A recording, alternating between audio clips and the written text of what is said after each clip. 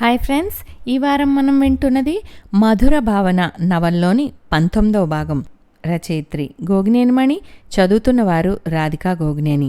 మరి కథలోకి వెళ్దామా?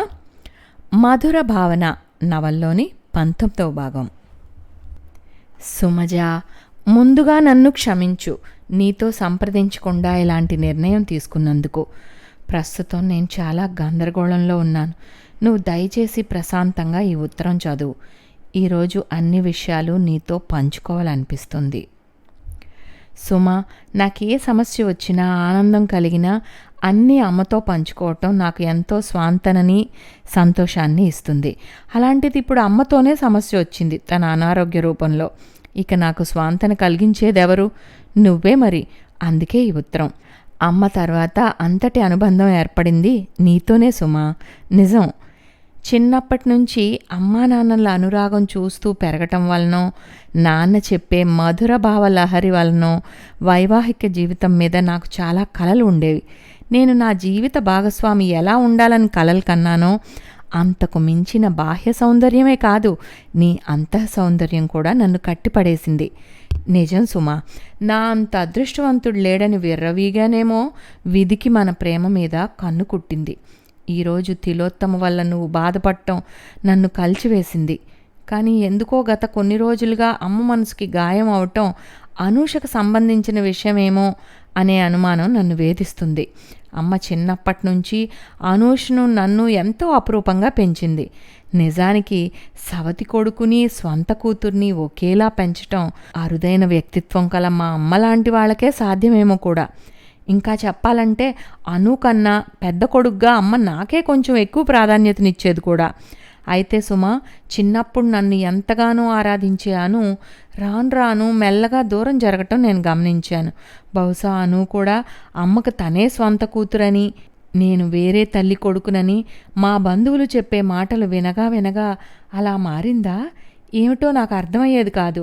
ఎందుకంటే నా ఆలోచనలో ఏ మార్పు లేదు, రాదు కూడా. ఈ మధ్యనే తన స్వభావంలో వచ్చిన మార్పుకి అమ్మ కూడా చాలా బాధపడటం నేను గమనించాను. అయితే నాకు అమ్మ, అనూష ముఖ్యం కానీ ఆస్తిపాస్తులు కావని అమ్మకి చెప్పినా తను స్థిమితపడినట్టుగా లేదని ఇప్పుడు నాకు అనిపిస్తోంది. అందుకే తిలోత్తమను ప్రేమిస్తున్నట్టు, తన్నే పెళ్లి చేసుకుంటానని అమ్మ దగ్గర చెప్తే ఎలా ఉంటుందో చూడాలనుకుంటున్నా. ఈ నాటకం అమ్మలో స్పందన కలగచేయాలనే తప్ప నాకు వేరే ఉద్దేశాలేవీ లేవు. నమ్ముతావు కదూ? నిజానికి కల్లో కూడా నీతో తప్ప వేరెవరితోనూ నేను నా జీవితం ఊహించుకోలేను సుమా. ఈరోజు తిలోత్తమతో కూడా నా నాటకం గురించి చెప్పి అమ్మ దగ్గరకు వెళ్తాను. త్వరలో అమ్మకు సంబంధించిన శుభవార్త నీతో పంచుకోవాలని ఆశిస్తున్నాను. ఇక ఉంటాను. ఎప్పటికీ నీవాడిగానే మిగిలిపోయే నీ వంశీ. ఉత్తరం ముగించేటప్పటికి సుమజ కళ్ళ నిండా నీళ్లు నిండటం వలన అక్షరాలు కూడా అలికేసినట్టు అయిపోయాయి. తను వంశీని ఎంత అపార్థం చేసుకుంది. తిలోత్తమ మాటలకు వంశీ మనసు గాయపడినట్టు గమనించినా కూడా తన అవివేకిలా ఆ అమ్మాయి మాటలను నమ్మి తొందరపడి వంశీని నిందించి ఫోన్ పెట్టేసింది. కళ్ళు తుడుచుకుంటూ సుమజ బాధపడింది. అటుగా వెళ్తున్న భార్గవి సుమజను చూసి కంగారు పడుతూ దగ్గరకు వచ్చి ఆదుర్దాగా, ఎవరి నుంచమ్మా ఆ ఉత్తరం? నువ్వు ఆ వంశీ గురించే ఆలోచిస్తూ మనసు పాడు చేసుకోకు. అతని బుద్ధి ఎలాంటిదో ముందే తెలిసినందుకు మనం సంతోషించాలే గాని బాధపడటం వలన ఏమీ ప్రయోజనం లేదు. సుమ, చిన్నప్పటి నుంచి నిన్ను అపురూపంగా పెంచాం. నువ్వు అడిగింది ఏదీ కాదనలేదు. ఇప్పుడు కూడా చూడు, నాన్న తన ఫ్రెండ్కి ఇచ్చిన మాటను కూడా కాదని నీ ఇష్టానికి విలువ ఇచ్చారా? అతను ఇలా చేస్తాడని ఎవరూ ఊహించలేం కదా. వంశీనే కాదు, అతని అమ్మ వ్యక్తిత్వం చూసి కూడా నేను చాలా సంతోషించాను. మేమెలా గారాబంగా అపురూపంగా నిన్ను చూసుకున్నామో అంతకు మించిన ఆదరణ, అభిమానం నీకు అత్తవారింట్లో దొరుకుతుందని భ్రమపడ్డాను కూడా. కానీ ఇలా జరుగుతుందని అస్సలు ఊహించనే లేదు. గొంతు బొంగురుపోగా భార్గవి మాట్లాడలేక తల తిప్పుకుంది కళ్ళు తుడుచుకోవడానికి. అమ్మా, ఇవి కన్నీళ్లు కావు, ఆనంద బాష్పాలు అంటున్న కూతురు వైపు విచిత్రంగా చూస్తూ సుమజ తల్లి, ఏం మాట్లాడుతున్నావే? జోకులు వేసేట్టుగా ఉందా మన మనస్థితి? అంది దీర్ఘంగా నిట్టూరుస్తూ. నిజమమ్మా, వంశీ అలాంటి నిర్ణయం తీసుకున్నాడంటే నిజంగా నా మనసు నమ్మట్లేదు ఇన్నాళ్ళు. ఇప్పుడు నమ్మకం కుదిరింది. నా మనసు నన్నెప్పుడు మోసం చేయదని. ఈ ఉత్తరం చదువు, నీకు అన్ని సమాధానాలు దొరుకుతాయి అమ్మ, వంశీని మొదటి చూపులో చూసి చూడంగానే సినిమాల్లో చెప్పినట్టుగా నా ఎదలో గంటలు మోగినట్టే అనిపించింది. తర్వాత తనతో పరిచయం పెరిగిన తర్వాత అప్పటిదాకా నాలో లేని అలజడి వంశీ సమక్షంలో కలిగేది. తనతో మాట్లాడుతుంటే గంటలు నిమిషాల్లా దొర్లిపోయేవి. అదే తన కోసం ఎదురు చూస్తున్నప్పుడు మాత్రం నిమిషాలు కూడా గంటల్లా భారంగా గడిచేవి. చిత్రమైన అనుభూతి. నీకు తెలుసా అమ్మా, తను నన్ను ఎంత ఆరాధిస్తాడో మీ ఇద్దరినీ కూడా అంతే ఇష్టపడతాడు, గౌరవిస్తాడు. మీలాంటి అమ్మా నాన్నల దగ్గర పెరిగినందుకు మీ పెంపకాన్ని తను కూడా ఆరాధిస్తుంటే నాకు ఎంత గొప్పగా గర్వంగా ఉండేదో. నిజానికి నేను కూడా అంతే. వంశీ మాట్లాడుతున్నంతసేపు ఎక్కువ తన తల్లి గురించి ఆరాధన, చెల్లి గురించి అభిమానం, ఇవే కబుర్లుంటాయి. కానీ నాకెప్పుడూ చిరాకు కానీ అసూయ కానీ కలగలేదు. ఇంకా ఎక్కువ అభిమానంగా అనిపించేది. నిజమమ్మా, తల్లిని చెల్లిని ప్రేమించలేనివాడు భార్యను ఎలా ప్రేమిస్తాడని నమ్ముతాం చెప్పు? అంతే కదూ. ఆడదంటే తనతో సమానంగా ప్రేమించేవాడు, అమ్మతో సమానంగా గౌరవించేవాడు, సోదరితో సమానంగా అభిమానించేవాడు కావాలనే కదూ ఏ అమ్మాయినా కలలు కనేది. వంశీలో ఈ లక్షణాలన్నీ చూసి ఇష్టపడ్డాను. తను ప్రేమించానన్నప్పుడు మురిసిపోయాను. కానీ ఇంతలో వాళ్ళ అమ్మగారి అనారోగ్యం వలన మా జీవితాల్లో చాలా నాటకీయ సంఘటనలు జరిగాయి. కానీ ఇప్పుడు అవన్నీ మబ్బుల్లా విడిపోయినందుకు నా మనసు చాలా తేలిగ్గా ఉందమ్మా. తనకి నాపై ఉన్న ఆరాధన, అభిమానం నేనెప్పుడూ పోగొట్టుకోకుండా ఉండడానికి ప్రయత్నిస్తాను. కూతురు చెప్తూ ఉండగానే ఆతృతగా ఆ ఉత్తరాన్ని చదివిన భార్గవి సంభ్రమాశ్చర్యాలలో మునిగిపోయింది. నిజమా? ఇదంతా తను ఆడబోయే నాటకమా? నా మనసు కూడా చాలా తేలిగ్గా అనిపిస్తుంది ఇప్పుడు. వెంటనే మీ నాన్నగారికి ఈ విషయం చెప్తాను. ఆయన దిగులు కూడా తీరుతుంది. నువ్వు వెంటనే మరి వంశీకి ఫోన్ చేసి అక్కడ ఏం జరిగిందో వివరాలు కనుక్కో అంటూ ఆవిడ హడావిడిగా ఆనందంతో తబ్బిబ్బు పడుతూ వెళ్ళిపోయింది. గుండె నిండా ఆనందపు దొంతర్లు పొంగుతుండగా, మనసు మురిపాల ఉయ్యాలలూగుతుండగా మోగబోయిన సుమజ కొంతసేపు అలానే అచేతనావస్థలో ఉండిపోయింది. సరిగ్గా అదే సమయానికి వంశీ హడావిడిగా శ్యామసుందరి దగ్గరికి వెళ్ళి, అమ్మా, ఈ ఉత్తరం చదువు, నేను ఇప్పుడే చదివాను. నాకెంత ఆనందం కలిగిందో చెప్పలేను. నీకు అలానే అనిపిస్తుంది. వంశీ మాటలకు ఆవిడ ఆశ్చర్యంగా చూస్తూ, ఉత్తరమా? ఎక్కడి నుంచి వచ్చింది? ఎవరు రాశారు అని అడిగింది. తల్లి మాటలకు వంశీ హుషారుగా నవ్వాడు. మా నాను రాసింది. నువ్వు ఇంటికి ఆరోగ్యంగా వచ్చిన ఆనందంతో పాటు అను ఇలా రాయటం నాకు మరింత ఆనందంగా ఉంది. నిజం చెప్పాలంటే ఆనందంతో తట్టుకోలేనంత ఉక్కిరిబిక్కిరిగానూ ఉంది. వంశీ కళ్ళు మెలమెల్లాడాయి, మనసులోని ఆనందాన్ని పట్టి చూపిస్తున్నట్లుగా. అను రాసిందా ఉత్తరం అంటూ ఆవిడ ఆ కాగితాల్ని చదవడం మొదలుపెట్టింది. వంశీ అన్నయ్య, నేనిలా ఉత్తరం రాయడం నీకు చాలా ఆశ్చర్యాన్ని కలిగిస్తుందేమో కదూ. ఫోన్ చేసి చెప్పచ్చు కానీ నా మనసు విప్పి వివరంగా మాట్లాడటానికి ఉత్తరమే సరైన మార్గంగా అనిపించి ఇలా రాయడం మొదలు పెడుతున్నాను. మా ఆడపడుచు తిలోత్తమ నాకు ఫోన్ చేసి నా ఆలోచన ఫలించే సూచనలు కనిపిస్తున్నాయని, తన అందానికి నువ్వు ఆకర్షితుడు అయినట్లుగా మార్పు కనిపిస్తోందని చెప్పింది. నిజానికి అలా జరగాలని కోరుకున్నదే నేను, తన్ని ఒప్పించి పంపింది నేనే. కానీ ఆ మాట విన్నప్పుడు నాకు కలగవలసినంత ఆనందం కలగలేదు. అది నాకే ఆశ్చర్యంగా అనిపించింది.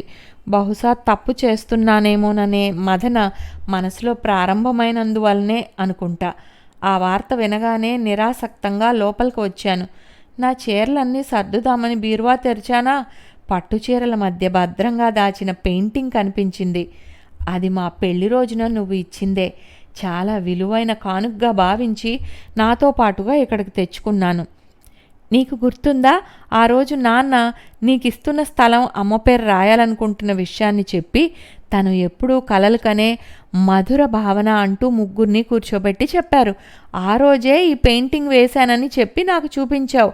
ఓ అందమైన భవనానికి మధుర భావన అని పేరు పెట్టి ఆ ఇంటి ముందున్న లాన్లో ఇద్దరు భార్యాభర్తలు కూర్చుని ఉంటే వాళ్ళకి దూరంగా ఇద్దరు పిల్లలు ఆడుకుంటున్నట్లుగా ఉంది ఆ బొమ్మ. నేను అది చూస్తూనే, ఇది మన ఇల్లు, వీళ్ళిద్దరూ మన అమ్మా నాన్నలైతే ఆడుకుంటున్న పిల్లలు మనమిద్దరమునా అని అడిగా. నువ్వేం జవాబు చెప్పకుండా నవ్వేస్తూ ఎలా అనుకున్నా సరే అన్నావు. అంటే పిల్లలు చిన్నవాళ్ళుగా ఉన్నారు కాబట్టి మనం ఇద్దరం కాదు, కాబట్టి భవిష్యత్తులో నీ కాబోయే భార్య నువ్వు నీ పిల్లలు కాబోలు నాన్న ఇచ్చే స్థలంలో ఇల్లు కట్టి ఆ ఇంటికి మధుర భావన అని పేరు పెడతావన్నమాట. అవునా అని. ఇది నాకు ఇచ్చేయకూడదు, నా దగ్గర దాచుకుంటాను అని అడిగా. నువ్వు నవ్వుతూనే కాదన్నట్లుగా తల ఊపి ఆ కాగితాన్ని తీసుకువెళ్ళిపోయావు. నా పెళ్ళయి అత్తారింటికి వెళ్ళడానికి నేను నా బట్టలు అవి సర్దుకుంటున్నప్పుడు ఆ పెయింటింగ్ తెచ్చి నా చేతుల్లో పెట్టావు. నేను ఆశ్చర్యంగా అదేమిటన్నట్లు చూస్తుంటే అప్పుడు చెప్పావు, ఆ ఇల్లు నీది, ఆ ఇంటి ముందు కూర్చున్న వాళ్ళు నువ్వు, సాకేత్ బావ, ఆడుకుంటున్న వాళ్ళు మీ పిల్లలు, అర్థమైందా అన్నావు. అప్పుడు ఇంకో మాట చెప్పావు, నేను నాన్న ఇచ్చే స్థలంలో కట్టబోయే ఇంటికి పెట్టబోయే పేరు మధుర భావన అయితే అవ్వచ్చు, కానీ నువ్వు ఎక్కడ ఉంటే ఆ ఇల్లు మధుర భావనలతో మధుర జీవనానికి మారుపేరుగా ఉంటుందనేది నా నమ్మకం. అలా ఉండాలనేది నా కోరిక కూడా.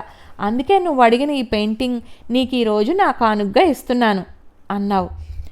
మరి నేను అడిగినప్పుడు ఇవ్వనన్నట్లుగా చూసావుగా అన్నాను.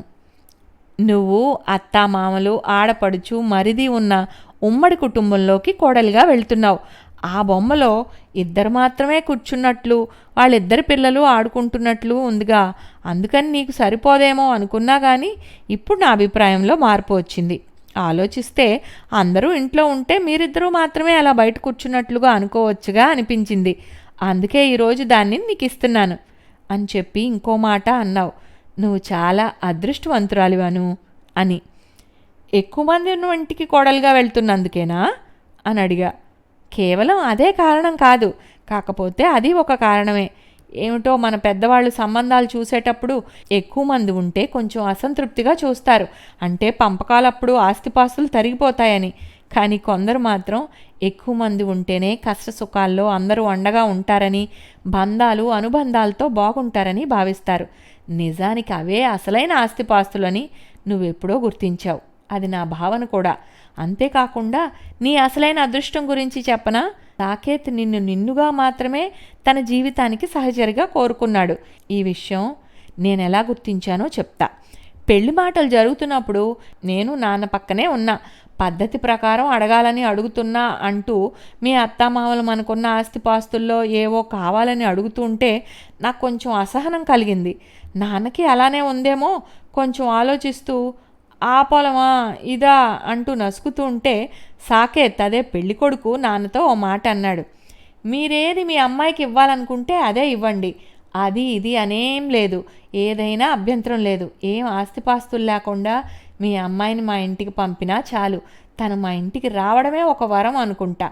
నచ్చిన అమ్మాయి భారీగా రావడం కంటే వేరే ఆస్తిని కోరుకోవటం లేదు అన్నాడు. ఆ మాట విన్నాక నాకెంతో సంతోషం కలిగింది. అతని మాటల్లో నిజాయితీ, నీ పట్ల ఉన్న అపరిమితమైన ప్రేమాభిమానాలు కనిపించాయి.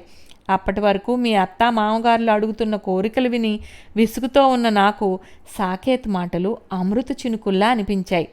నేను చటుక్కుని లేచి వెళ్ళి సాకేత్ చేతులు పట్టుకుని, ఎంత విలువైన మాట చెప్పారండి. మీరు మా ఇంటి అల్లుడు కావడం మా అందరి అదృష్టం. మా చెల్లెలి పట్ల మీరు చూపించిన ప్రేమాభిమానాలకు ముగ్ధుండైపోయాను. ఇప్పుడు చెప్తున్నా వినండి. మా ఆస్తి మొత్తం మా చెల్లెలకే ఇచ్చేసినా ఏమాత్రం నేను అభ్యంతరం చెప్పను, ఆనందిస్తాను కానీ అని అన్నావట కదా. ఇది ఆయనే తర్వాత చెప్పి అలాంటి అన్నయ్య ఉన్నందుకు నువ్వు చాలా అదృష్టవంతురాలివి అని అన్నారు కూడా. అప్పుడు నాకు విషయం గుర్తుకొచ్చింది. చిన్నప్పుడు నీ వస్తువు ఏదో నేను అడిగితే ఏమాత్రం ఆలోచించకుండా తీసుకో అన్నావు. అప్పుడు నిన్ను ఓ మాట అడిగాను, నీకేది కావాలని అనిపించదా, వెంటనే ఇచ్చేస్తానంటున్నావు అని. నా దగ్గర ఉంచుకోవడం కంటే నాకెంత ఇష్టమైందైనా సరే నీకు కావాలనిపిస్తే నీకు ఇవ్వటంలోనే నాకు మరింత ఆనందం కలుగుతుంది. అలాంటప్పుడు నీకు ఇవ్వటంలో నాకు కష్టమే ఉంటుంది అని జవాబిచ్చావు. నిజమే అన్నయ్య, ఇవ్వడంలోని ఆనందాన్ని నేను నీ దగ్గర నుండే నేర్చుకున్నాను కదా. మరి ఇప్పుడేమిటి ఇలా ఆలోచిస్తున్నాను అనే మదన మనసులో మొదలైంది. ఏ స్వార్థం అనే భూతం నన్ను లోబర్చుకుంది? అన్నీ నాకే కావాలనే దురాశ ఎందుకు నాలో వచ్చింది అనే ఆత్మవిమర్శ చేసుకుంటే నాకే చాలా సిగ్గుగా అనిపించింది. నేను అడిగితే అది తనకి ఎంత ఇష్టమైనదైనా సరే ఇచ్చేయగలిగే అన్నయ్య ప్రేమ ఒక్కటి చాలదా అని నాకు అనిపించింది. అవునన్నయ్య, నాన్న మనకెన్నో విషయాలను అప్పుడప్పుడు చెప్తూ ఉండేవారు. డబ్బుని ఎవరైనా సంపాదించగలగాలని అనుకోవాలి. డబ్బు ఉంటే ఎన్నో సుఖాలు సౌకర్యాలు ఏర్పడతాయన్నది ఎవరు కాదనిలేని నిజం.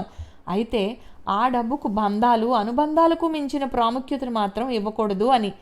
నాన్న మనకు చెప్పిన ఈ మాటల్లో మొదటి సగాన్ని మాత్రమే నేను వంట పట్టించుకున్నానేమో. అందుకే సంపద మీద ఆస్తో అంతా నాకే కావాలనుకున్నాను. నువ్వేమో రెండో సగాన్ని బాగా అర్థం చేసుకుని ఆచరించగలుగుతున్నావనిపించింది. అలా నాలో నేనే మదన పడుతూ ఉండగా ఎందుకో అమ్మ బాగా గుర్తుకొచ్చింది. వెంటనే చూడాలనిపించింది కూడా. ముందుగా నీ దగ్గరకు వచ్చి అమ్మ దగ్గరికి వెళ్దాం అనుకున్నాను, కానీ మొహం చెల్లక నేరుగా అమ్మ దగ్గరికి వెళ్ళాను నిన్ననే. అమ్మ చాలా దీర్ఘంగా ఆలోచిస్తూ ఉంది. మరేమిటో మెల్లగా వెళ్ళి అమ్మ కాళ్ళ దగ్గర కూర్చున్నా. కొద్దిసేపటికి అమ్మ చెయ్యి చల్లగా నా తలపై పడింది. అమ్మా పిలిచాను ఆర్ద్రంగా. ఇంతటితో మధుర భావన నవల్లోని 19వ భాగం సమాప్తం. వచ్చే వారం ఆఖరి భాగంతో కలుద్దాం.